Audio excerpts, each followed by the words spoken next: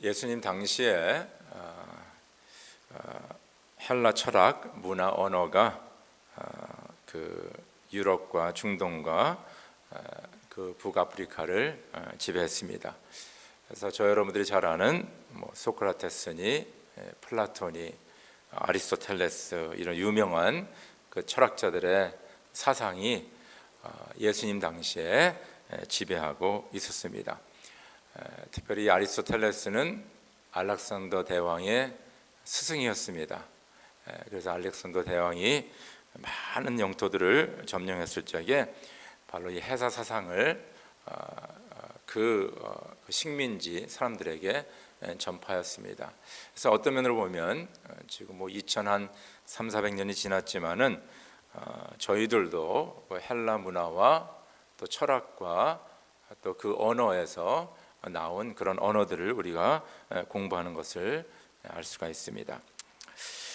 헬라 철학에 여러 개념들이 있는데 그 중에 한 개념은 뭐냐 하면 우리의 지식과 생각은 너무너무 중요하고 우리의 육신은 무익하다라는 그런 사상입니다.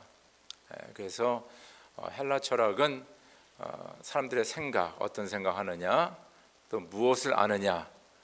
그래서 우리가 서로 얘기하는 것처럼 아는 것이 힘이다라는 그런 말이 있지 않습니까? 그것이 다 거기서 나온 얘기들입니다. 그래서 그 헬라 사상에서는 우리가 지식을 통하여서 진리를 깨닫게 되고 진리를 암으로 말미암아 우리가 영생에 도달한다, 이런 개념을 갖는 것을 우리가 알 수가 있습니다. 그래서 예수님 당시에 그 기독교에 이렇게 약간 좀 비슷하지만은 이단인 그런 신앙이 있었는데 그 신앙을 주장하던 사람들이 바로 헬라 철학의 영향을 많이 받았습니다. 그래서 영지주의자들이라 그렇게 얘기했습니다. 그래서 그들은 어떻게 믿었냐면 예수님은 하나님이신데 인간의 몸을 입고 오셨다. 그러나 인간의 몸은 그저 껍데기일 뿐이다. 그러면서 예수님의 성육신 그 사건을 부인하였습니다. 그래서 육신은 별로 필요가 없다는 것입니다. 그래서 예수님의 십자가의 사건도 예수님은 영이시고 하나님이시기 때문에 전혀 고통도 받지 않았다라고 그들은 얘기했습니다. 또한 세상 종교에서는 예수님의 신성을 부인합니다. 예수님은 하나님이 아니고 좋은 선생님이었다. 그래서 이슬람 종교에서도 예수님을 하나의 예언자로 보고 있고요. 몰몬 종교에서도 예수님은 하나의 예언자로 보고 있고 유대교에서도 아주 귀한 선생님 정도로 얘기하는 것을 우리가 알 수 있습니다. 그래서 거기서 나온 이제 그 여러 가지 책들이라든가 영화가 이제 다빈치 코드입니다. 그래서 다빈치 코드는 예수님의 신성을 인정하지 않고 예수님은 참 그 유명하신 분이었는데 그의 자손이 지금 여기까지 내려왔다. 이제 그 정도로 생각하는 것을 알 수가 있습니다. 근데 성경에서는 이 모든 것을 다 깨트립니다. 그래서 요한복음 1장 1절에 보니까 태초에 말씀이 계셨다. 그 말씀은 하나님과 함께 계셨고 그 말씀은 하나님이었다. 어떤 면으로는 요한복음 1장 1절은 그 헬라 철학자들에게 딱 맞는 말입니다. 말씀, 지식 이것이 있었는데 태초서부터 있었는데 그것이 바로 하나님이다 라고 지금 사도 요한은 선포하고 있습니다.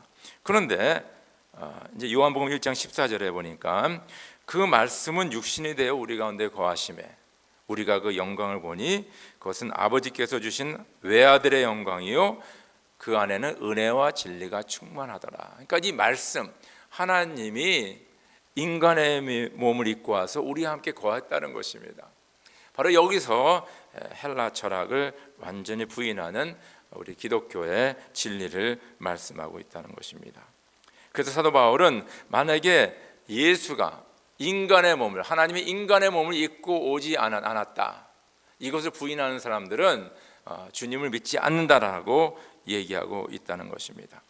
그래서 우리 기독교 신앙은요, 이게 중요한 얘기입니다. 기독교 신앙은 우리의 영혼과 육신은 끊을 수 없는 관계라는 것입니다. 그래서 동전의 양면과 같다는 것입니다.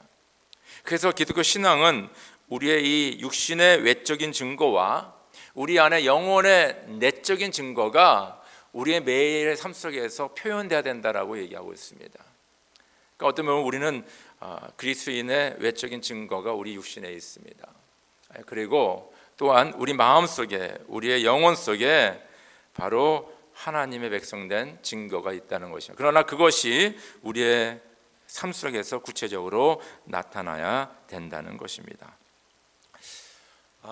오늘 말씀 보니까 이제 이스라엘 백성들이 요단강을 마른 땅처럼 건너게 됩니다. 우리가 지난번에 함께 이 말씀을 묵상했는데 그 수백만의 사람들이 강을 건너려면 뭐 다리를 놓다든가 아니면 배를 만들어서 건널 수밖에 없지만은 하나님께서는 요단강을 그 흐르는 것을 그치게 하시고 그 요단강을 다 마른 땅처럼 만들어서 그 수백만의 그 이스라엘 백성들이 요단강을 건너게 하십니다. 이제 가나안 땅에 들어왔습니다. 그래서 주님께서 그들에게 명하신 것이 너희는 요단강 안에 있는 그 12개의 돌을 가져다가 그 너희가 거하는 그곳에 기념비를 세우라라고 말하죠. 그래서 그들은 돌을 가져다 기념비를 세웁니다. 뭐 거기에 뭐 글이 써 있고 그런 거 아니에요. 그러나 하나님께서는 가시적으로 외적으로 하나님께서 이스라엘 백성들을 요단강을 마른 땅처럼 건너게 한 것을 가시적으로, 그렇죠? 그 기념비를 만들게 한다는 것입니다. 이제 그들은 가나안 땅에 들어왔습니다. 그리고 길갈이라는 곳에 그들이 거하게 됩니다. 그러면서 이제 가나안 땅을 정복해야 됩니다. 정복 전쟁이 이제 시작이 됩니다. 근데 그 정복 전쟁을 시작하기 전에 하나님께서 그들에게 명령을 하십니다. 이스라엘의 모든 남자들은 할례를 받아야 한다. 할례를 받아야 된다라고 말씀하고 있다는 것입니다. 이 할례는요, 영어로는 circumcision이라 그러죠. 그래서 남자들이 하는 것입니다. 근데 유대인들은 태어나면 8일째 되면 이 할례를 다 받게 돼 있어요. 그래서 이 할례에 어떻게 시작이 된 것을 우리가 알아보면 바로 아브라함을 하나님께서 택하셔서 아브라함과 언약을 맺습니다. 나는 너의 하나님이고 너는 나의 백성이다. 그리고 내가 너에게 이런 축복을 주겠다 하면서 그 언약의 증거로 아브라함으로 할례를 받아라 그러고 아브라함 가정에 있는 남자들이 다 할례를 받게 된다는 것입니다. 이상하죠? 전쟁을 하게 되는데 왜 할례를 먼저 받아야 됩니까? 이것은 이스라엘 백성들이 외적으로 이 사람들은 하나님의 백성이라는 증거를 하나님께서는 행하라고 말씀하고 있다는 것입니다. 하나님 백성의 외적 증거는 바로 이스라엘 사람들에게는 할례를 받는 것이었습니다. 그래서 오늘 5장 2절에 보니까 그때 주님께서 여호수아에게 말씀하셨다. 너는 돌칼을 만들어 이스라엘 자손에게 다시 할례를 베풀어라. 그리고 창세기, 우리 교환 한번 볼까요? 창세기 17장 1절에서 5절 한번 읽읍시다. 시작. 아브라함이 나이 아홉이 되었을 적에 주님께서 그에게 나타나셔서 말씀하셨다. 나는 전능한 하나님이다. 나에게 순종하며 흠없이 살아라. 나와 너 사이 내가 몸소 언약을 세워서 너를 크게 번성하게 하겠다. 아브라함이 얼굴을 땅에 대고 엎드려 있는데 하나님이 그에게 말씀하셨다. 나는 너와 언약을 세우고 약속한다. 너는 여러 민족의 조상이 될 것이다. 내가 너를 여러 민족의 아버지로 만들었으니 이제부터는 너의 이름이 아브라함이 아니라 아브라함이다. 자, 창세기 17장 10절 11절 시작. 너희 가운데서 남자는 모두 할례를 받아야 한다. 이것이 나와 너희 사이에 세우는 언약의 표이다 라고 얘기하고 있습니다. 우리 개신교회도요, 우리 기독교회도 이런 우리 기독교 신앙을 우리가 하나님을 믿고 하나님을 섬기는 그런 사람이라는 그런 외적 표적이 몇 개 있습니다. 이 기독교 안에요. 그래서 기독교는 이제 크게 두 개로 나누지 않습니까? 개신교, 우리 장로교는 개신교입니다. 그리고 캐톨릭, 구교 이렇게 나누어져 있습니다. 그래서 개신교와 구교 혹은 캐톨릭으로 이렇게 나누어져 있습니다.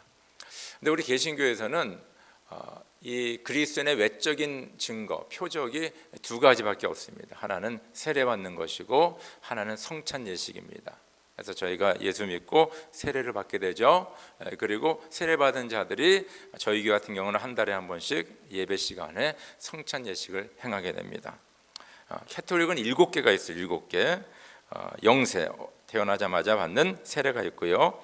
성찬식, 우리와 같은 성찬식이 있고, 또 입교가 있고, 고해성사, 그렇죠? 사제 앞에 나와서 자기의 죄를 구하는 게 있고요. 그리고 결혼식이 하나의 성례입니다. 이분들에게는. 그 다음에 이제 성직자가 성품을 받을 적에 올디네이션, 그것도 하나의 또한 성례고요.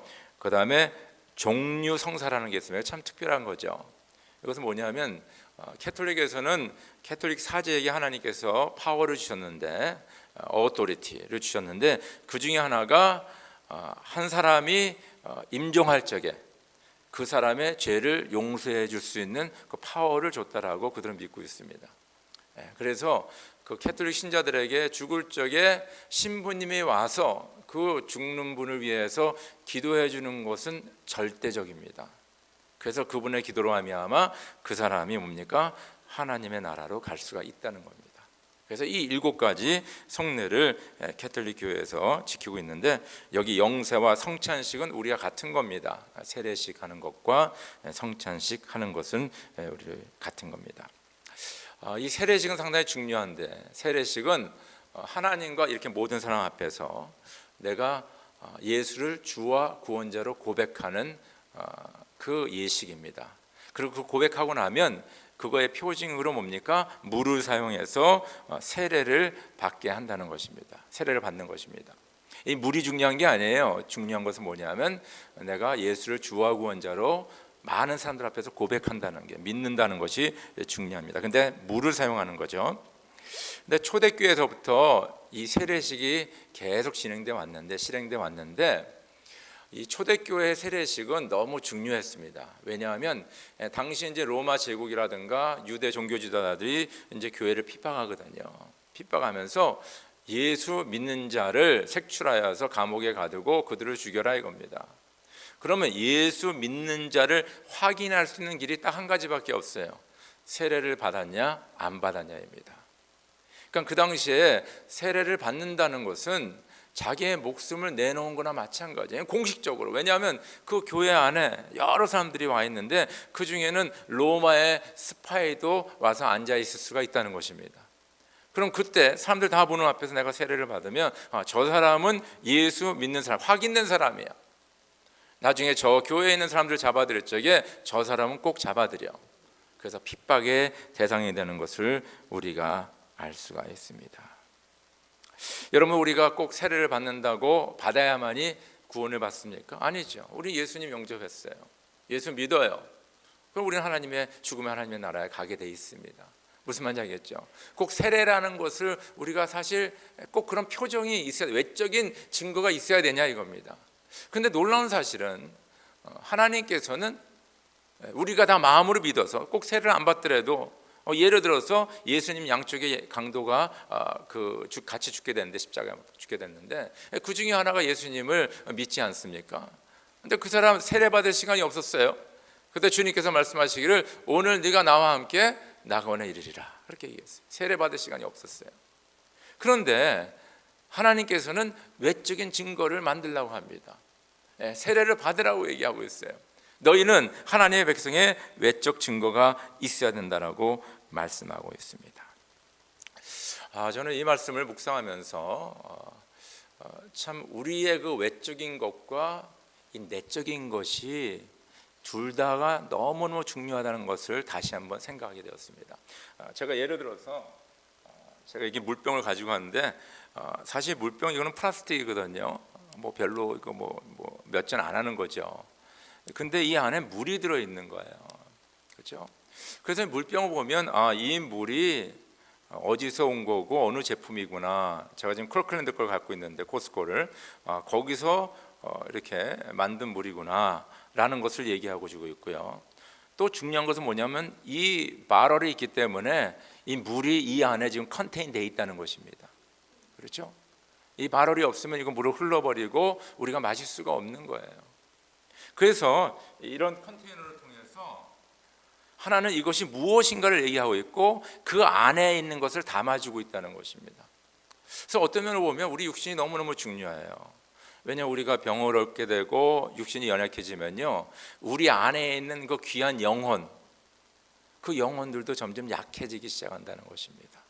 우리가 가지고 있는 많은 지식들을 우리가 보니까 표현할 수가 없다는 거예요. 그래서 우리가 영적으로나 육적으로나 영육 간의 강건함이 중요하다는 것입니다. 하나님께서 그걸 원하시고, 또 예수님도 이 세상에 사시면서 많은 병자들을 고쳐주시고, 너희가 병이 들었느냐? 장로 2-3명을 초청하여서 함께 기도하라. 그럼 네 병이 날 것이다. 그래서 병 고침의 은사도 주님께서 허락하셨다는 것입니다. 그래서 우리는 이 외적인 증거와 이 내적인 증거가 함께 있어야 된다는 것입니다. 그래서 외적인 것이 상당히 중요해요. 여러분, 하나님께서 인간을 창조할 적에 하나님께서 뭡니까? 땅의 흙으로 사람을 지으시고, 그렇죠? 이 폼, 그렇죠? 밖의 형태를 만들어 주시고 그의 코에 생명의 기운을 불어넣으시니 사람이 생명체가 되었다, 이렇게 얘기했어요. 먼저 우리의 인간의 모습을 만들어 주시고 그 안에 생명을 넣으셨다. 그러니까 사람이 생명체에 있는 사람이 되었다라고 말씀하고 있다는 것입니다. 특별히 성경에 보니까 고린도전서 3장 16절 17절 이런 말씀이 있습니다. 여러분은 하나님의 성전이며 하나님의 성령이 여러분 안에 거하신다는 것을 알지 못합니까? 누구든지 하나님의 성전, 이 육신을 파괴하면 하나님께서도 그 사람을 멸하실 것입니다. 하나님의 성전은 거룩합니다. 여러분은 하나님의 성전입니다. 그렇죠? 그래서 우리 몸이 중요한 거예요. 그래서 우리 몸을 어뷰스한다던가 아니면 뭐 마약이라든가 뭐 수유라든가 혹은 뭐 여러 가지 이런 이물질을 통하여서 우리 몸을 망가뜨리는 것은 하나님께서 원하지 않는 것입니다. 하나님께서 우리에게 이 몸을 주시고 이 몸에 주의 성령이 거하는 그런 귀한 성전으로 만들어진 것을 우리가 알 수가 있습니다. 그래서 저 여러분들 몸을 잘 관리하시기 바랍니다. 음식도 잘 드시고요, 그리고 조종하시고 운동도 하시고, 그래서 여러분들 몸의 건강 관리를 해야 된다는 것입니다. 우리 신앙에는 외적인 증거가 여러 가지가 있습니다. 우리 기독교 신앙에 성경책이 있고 또 우리 십자가, 그리고 교회 공동체, 이 교회라는 공동체가 바로 외적인 증거입니다. 우리 목장 모임, 또 교회의 전통, 세례, 성찬식, 여러 가지 교회에서 행하는 그런 가시적인 것들이 바로 이 교회, 우리 기독교 신앙의 외적인 증거라는 것입니다. 특별히 성경은요, 이게 글로 돼 있잖아요. 우리가 글로 돼 있잖아요. 그래서 우리가 이거 읽지 않습니까? 근데 만약에 이 글이 없었다면 우리는 이 하나님의 말씀을 증거도 못하고 하나님의 뜻과 또 하나님이 누구신지를 잘 알지 못합니다. 그 내용을 모른다는 거예요. 글이 있기 때문에, 이 성경이 있기 때문에. 그래서 우리가 성경을 읽고 묵상하고 성경을 공부하고 성경을 나누는 것이 너무너무 중요한 거예요. 이것이 바로 우리 기독교 신앙의 외적인 증거예요. 증거. 또한 우리는 이 교회라는 그런 외적인 증거가 있습니다. 이 교회는 예수를 믿는 자들의 모임이거든요. 그래서 이 교회가 너무너무 중요해요. 이 교회를 통하여서 또 교회 안에 저와 여러분들의 그 사랑의 관계를 통하여서 사람들이 너희가 내 제자임을 알리라라고 주님께서 말씀하셨어요. 그래서 이 교회가 너무 중요해요, 여러분들. 세상 사람들은요, 이 교회를 바라보게 됩니다. 근데 사실 교회 건물보다도 진정 교회인 교회를 다니는 저와 여러분들을 바라보게 된다고요. 그리고 저와 여러분들의 이 모임인 이 교회 모임을 그들이 관심을 많이 가지고 있다는 것입니다. 그리고 이 교회가 이 교회의 본질과 교회의 사명을 감당할 적에, 그리고 교회 안에서 서로 사랑할 적에 사람들은 이 교회의 하나님의 임재를 바라보게 되고 이 교회는 하나님의 그 놀라운 생명의 능력이 나타나게 돼 있다는 것입니다. 왜 하나님께서는 이스라엘 백성들에게 너희는 할례를 받아야 된다, 왜 전쟁에 나가는데 왜 할례를 받습니까? 또 할례 받으면 또 뭐 일주일, 2주일 동안 또 쉬어야 되지 않습니까? 전쟁 준비 못하지 않습니까? 그럼에도 불구하고 너희는 하나님 백성의 외적인 증거가 있어야 된다는 거예요. 그 말은 뭐냐면 저 여러분들이 예수를 믿는다 하면서 이 여러 가지 그런 우리가 받는 은혜와 성령 충만함과 중요하지만은 무엇보다 우리가 예수님 믿는 사람들의 외적인 증거가 나타나야 된다는 것입니다. 그것이 바로 우리 육신을 통해서 나타나고 이런 교회라는 믿음의 공동체를 통해서 나타나고 우리의 말씀을 통하여서 이게 나타나게 돼 있다는 것입니다. 그래서 저 여러분들은 이 몸에 뭐요?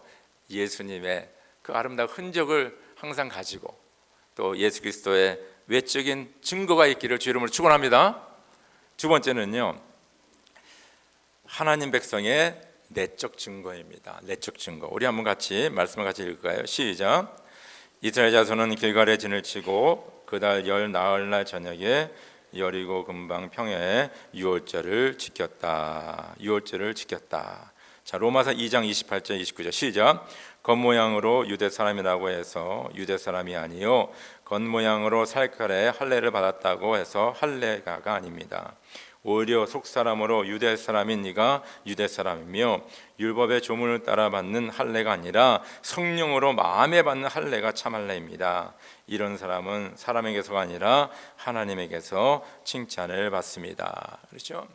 자, 여기 놀라운 사건이 일어나는데 이제 유대인 남자들, 그 이스라엘 사람들이 다 할례를 받고 남자들이 할례를 받고 그 다음에 하나님께서 또 뭘 하라 그러냐면 유월절을 지키라. 유월절. 그렇죠? 유월절을 지키라 그래요.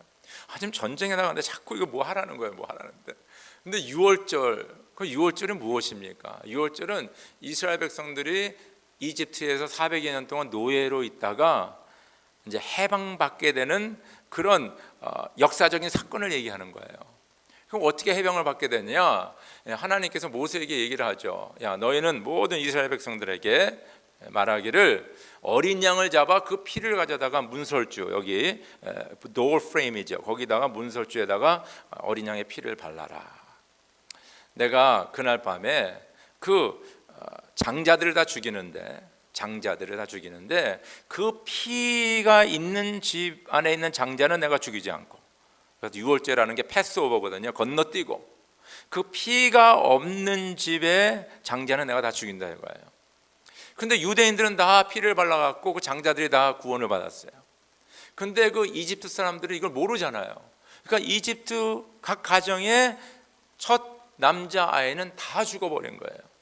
바로의 이집트 황제의 아들도 죽었다는 것입니다. 이게 놀라운 사건이죠. 그러니까 이 일을 당하고 나서 이집트 황제가 깨달았어요. 내가 이 이스라엘 하나님을 대항해서 싸우다가는 우리 민족이 다 죽어버리는구나 라고 해서 그 사건을 통하여서 이스라엘 백성들을 해방시켜줍니다. 자, 너희들은 다 나가라. 여러분 생각해 보시기 바랍니다. 수백만의 노예들을 풀어주는 거예요. 그 노동력을 풀어주는 거예요. 경제력을 풀어주는 거예요. 근데 얼마나 다급했으면 그 사건을 통하여서 이스라엘 백성을 다 뭡니까? 풀어주는 것을 알 수가 있어요. 그래서 출애굽이 된 거예요. 그래서 하나님께서는 뭡니까? 바로 이 사건을 너희가 기념하라. 그래서 그때부터 지금까지 한 3,400년 됐거든요. 유대인들은 매년마다 유월절을 지킵니다. 근데 유월절의 사건은 뭐냐면 바로 하나님의 구원의 은혜예요. 하나님의 구원의 은혜. 그러니까 이스라엘 백성들에게 외적으로 너희가 하나님의 언약의 백성인 것을 외적으로 행할 뿐만 아니라 내적으로 유월절을 통하여서 너희가 하나님의 백성인데 어떻게 하나님 앞에서 구원을 받았느냐를 그들로 하여금 다시 기억하게 한다는 것입니다. 우리 기독교인들도 같은 때 우리는 부활절을 지키죠. 부활절을 지키죠. 왜냐하면 예수님이 유월절 그때 십자가에 달려 돌아가셨어요. 무슨 말인지 알겠죠? 그리고 나서 유월절 그 다음 날에 부활하셨거든요. 그래서 우리들도 뭡니까? 그 유대인이 지키는 유월절 그때의 부활절을 지키게 됩니다. 부활절을 지키게 된 거예요. 그럼 우리가 부활절을 지킨 것은 뭐냐면 바로 예수가 죄로 인하여서 죽을 수밖에 없는 나를 위하여서 십자가에 달려 돌아가시고 사흘 만에 부활하셔서 저를 믿는 자는 멸망치 않고 영생을 얻게 한다라는 그런 하나님의 그 구원의 은혜를 받아들인 것. 그렇죠? 내가 구원받았다. 내가 죽음에서 다시 생명으로 내가 태어났다라는 것을 기념하는 것이 바로 부활절이라는 것입니다. 그래서 우리는 매년마다 부활절을 지키고 있습니다. 이것은 뭐냐면 우리가 다시 새롭게 태어난 것을 기념하는 것입니다. 새로운 사람이 있다는 것, 새 생명으로 태어났다는 것입니다. 우리는 예전의 사람이 아니라 이제는 하나님의 자녀로서 다시 태어난 것을 우리가 기억하고 기념하는 것을 얘기하고 있습니다. 그 말은 뭐냐면 유월절을 지키는 이스라엘 사람들은 우리가 아브라함 때부터 외적으로 있는 할례의 언약은 있지만은 우리가 진정으로 다시 태어난 것은 바로 이 유월절이라는 사건을 통하여서 우리가 하나님의 백성으로 하나님의 사람으로 태어났다는 것을 그들은 기념하고 있다는 것입니다. 우리의 정체성과 우리의 존재가 바로 born again, 다시 예선에서 태어난 것에 근거하고 있다는 것입니다. 요한복음 3장 3절에 예수께서 그에게 말씀하셔서 니고데모에게 말한 거죠. 내가 진정으로 너에게 말한다. 누구든지 다시 나지 않으면 하나님 나라를 볼 수 없다라고 말씀하세요. 예수님께서 하신 말씀, 너희가 다시 태어나지 않으면, 다시 본어게 나지 않으면 너는 하나님의 나라를 볼 수 없다. 고린도서 5장 17절, 누구든지 그리스도 안에 있으면 그는 새로운 피조물입니다. 옛 것은 지나갔습니다. 보십시오, 새 것이 되었습니다. 우리가 new born again, 우린 new creation이 됐다라고 말하고 있습니다. 갈라디아서 2장 20절에 나는 그리스도와 함께 십자가에 못 박혔습니다. 이제 살고 있는 것은 내가 아닙니다. 그리스도께서 내 안에 살고 계십니다. 내가 지금 육신 안에 살고 있는 삶은 나를 사랑하셔서 나를 위하여 자기의 몸을 내어주신 하나님의 아들을 믿는 믿음 안에서 살아가는 것입니다라고 얘기하고 있습니다.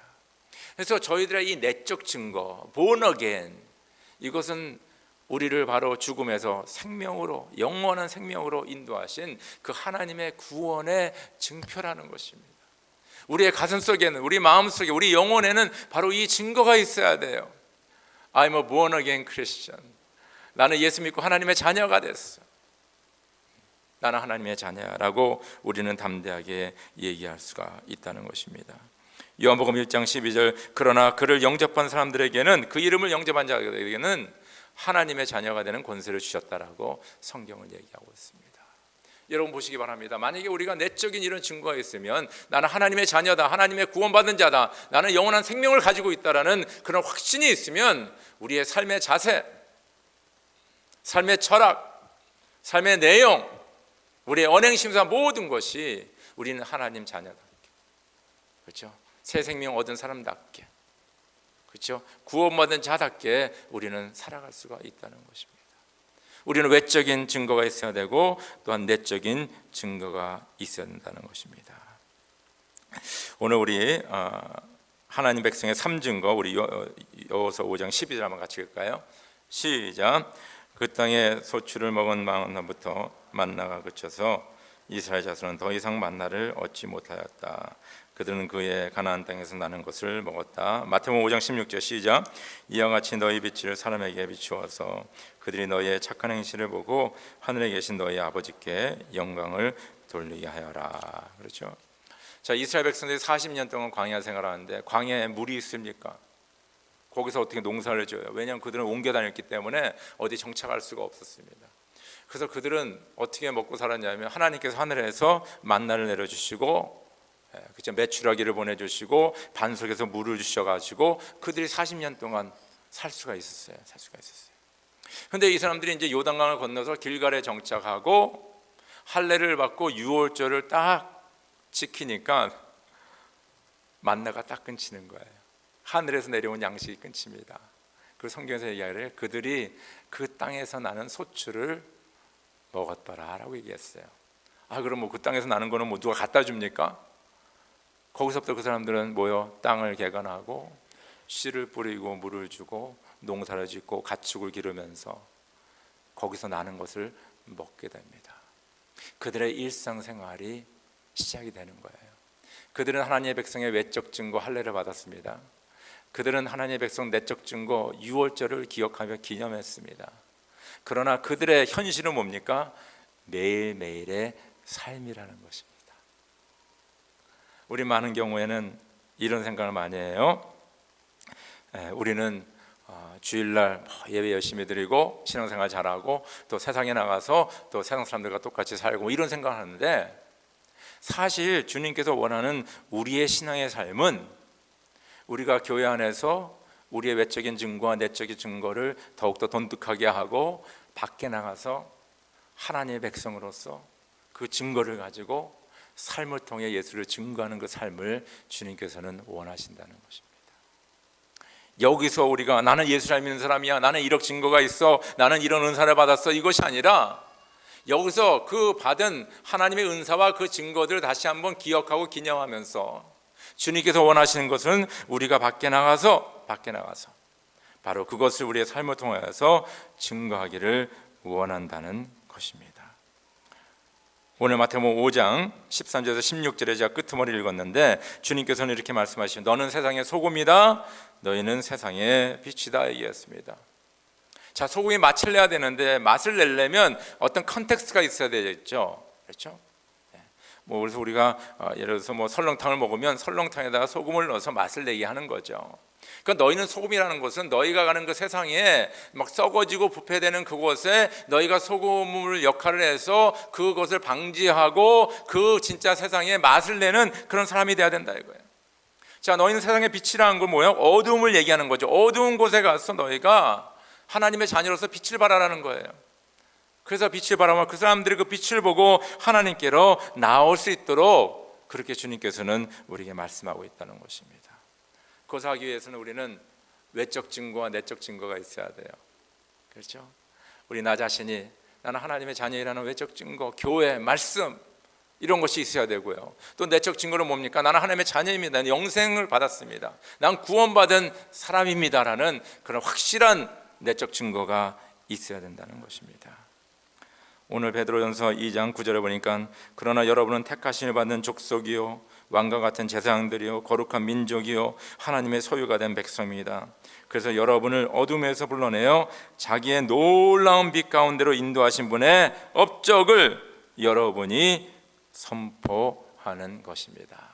우리가 하나님의 자녀가 되고 왕 같은 제사장이 되고 진짜 귀한 존귀한 자들이 된 이유는 뭐냐면 우리를 어둠에서 빛으로 죽음에서 생명으로 구원하신 그 하나님의 그 구원의 은혜와 그 역사적인 사건을 다른 사람들에게 전파하기 위하여서 하나님께서 그 일을 하셨다라고 이야기하고 있다는 것입니다.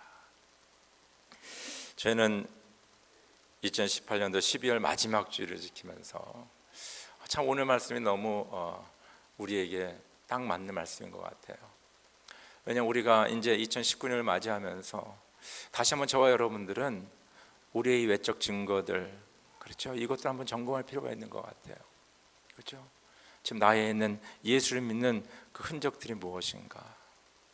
또 하나님의 말씀과 내가 세례받은 것과 이 믿음의 공동체를 다시 한번 우리가 점검해야 되는 외적으로 나타내는 가시적인 것들을 우리가 한번 돌아봐야 된다는 것입니다. 또 무엇보다도 뭡니까? 나는 born again Christian, 하나님의 자녀이다. 나는 생명 얻었고 뭐요? 하나님의 나라를 하나님께서 내게 주셨다. 이것을 우리가 한번 다시 기억해야 된다는 것입니다. 무엇보다도 중요한 것은 우리가 이 증거를 가지고 살아가는 것입니다. 삶을 통하여서 이 증거를 나타내는 것입니다. 간절히 바라옵기는 저 여러분들 이런 하나님 백성의 증거를 가지고 또 앞으로 2019년에 주님의 이름을 선포하는 그런 귀한 삶이 되기를 주의 이름으로 축원합니다. 우리 함께 기도드리겠습니다.